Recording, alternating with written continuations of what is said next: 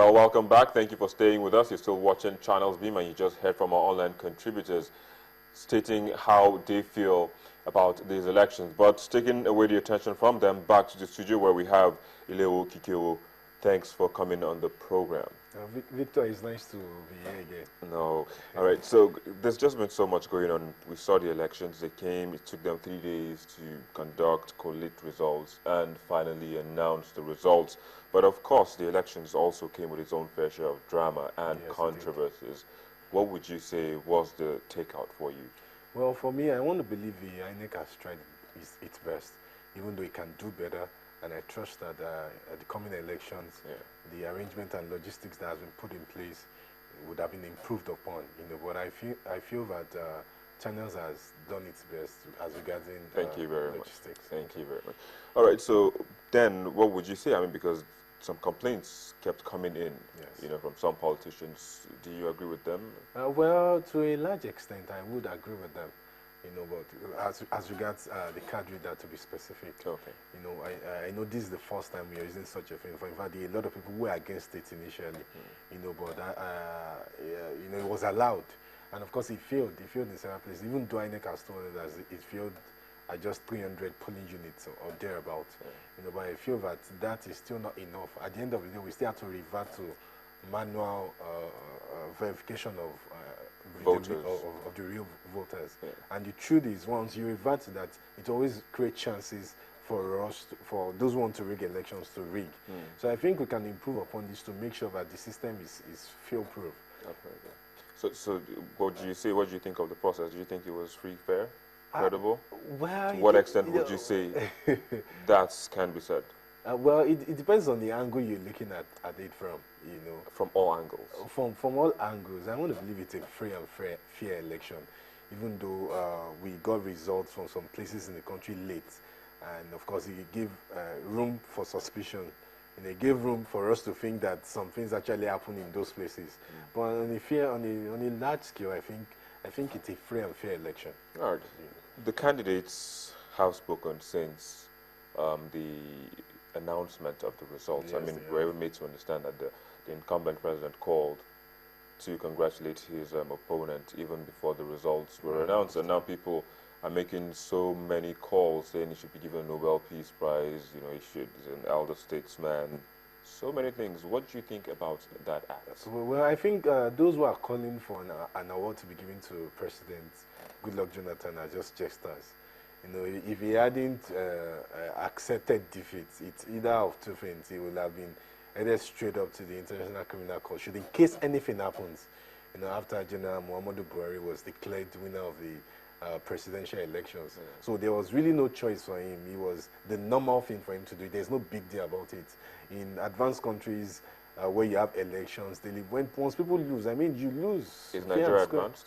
No, it's not. So why do you think it's not a big deal? That's what people are looking at. But I mean, when we get there, it won't look like a big deal to us. I mean, giving you an election for doing what? Don't forget, he made us, or in quotes, but he made us postpone this election in the first instance. This is something we should have been. But it wasn't him. It was the INEC chairman. That is what the INEC chairman has come to tell us. Now, why did they really postpone the elections? They said the security chief said that they couldn't guarantee maximum security during the elections. And why couldn't they guarantee maximum security? Because someone has failed to do his job. Someone has failed to keep Boko Haram at bay. So, no matter how we look at it, the buck still stops at the president's table. Just before we go, what would you be expecting to see in the governorship and state houses of assembly elections? Okay, for the elections that will be coming up, the gubernatorial elections and of course state house of assembly elections, I'm expecting that INEC would have perfected the working of the card readers in such a way that 24 hours into the voting process, or 12 hours into the voting process, they won't have to tell us to revert again to the manual verification. But not only that, we have enough days ahead of us to prepare for the elections. I'm hoping and expecting that in those 300 locations where those things are filled, the card readers would have been fixed, and so that the elections can be conducted properly. All right, very well. Leo Kikyo, thank you for coming, of course, this afternoon and sharing your thoughts. Thank you so much. On this historic elections. Yeah, it is. Absolutely. Yes. Well, we're going to take a quick break, and when we return, we'll be looking at your comments. We see them coming through our social media platforms. Keep them coming using the hashtag General Elections. We'll be back right after this. If you want to know what's trending or you miss your favorite live shows, you can watch it all on our YouTube channel. Simply log on to www.youtube.com/channelsweb. Scroll down to your favorite program and click play. You can also view all uploaded videos by clicking on View All. Don't forget to subscribe and get the latest videos. If they are interesting, like them and be heard. Get connected with the channel's television YouTube page. The news at your fingertips.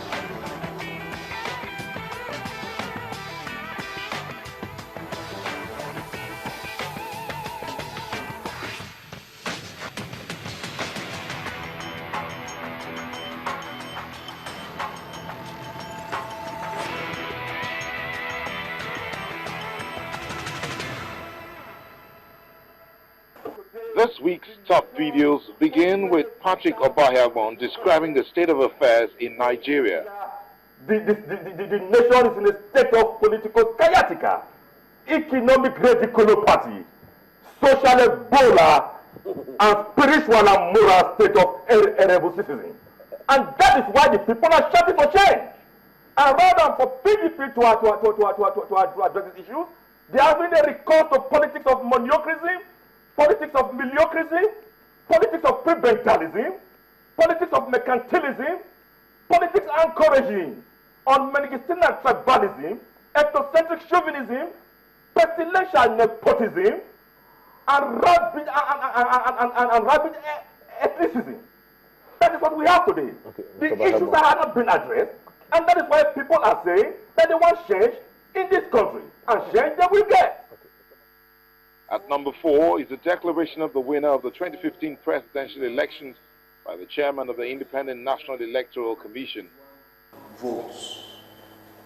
Muhammadu Buhari of APC, having satisfied the requirements of the law and scored the highest number of votes, is hereby declared the winner and is returned elected.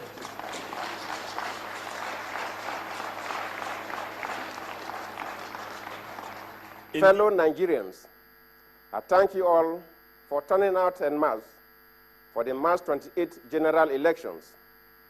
I promise the country free and fair elections. I have kept my word. In third place is the incumbent president making his own speech after the results were announced. At exactly 5:15 yesterday evening, President Jonathan called to congratulate me on my victory. Next is the winner of the election making an acceptance speech.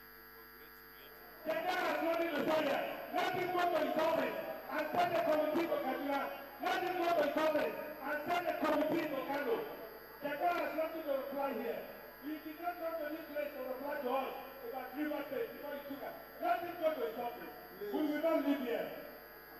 Please, may I respond? You cannot respond here. You cannot respond here. You cannot respond here. You cannot respond here. You need to come here to respond on the issue of River State. You cannot respond here. He cannot respond here. And at number 1 is the drama that occurred when votes were being collated before the announcement of the winner of the 2015 presidential election.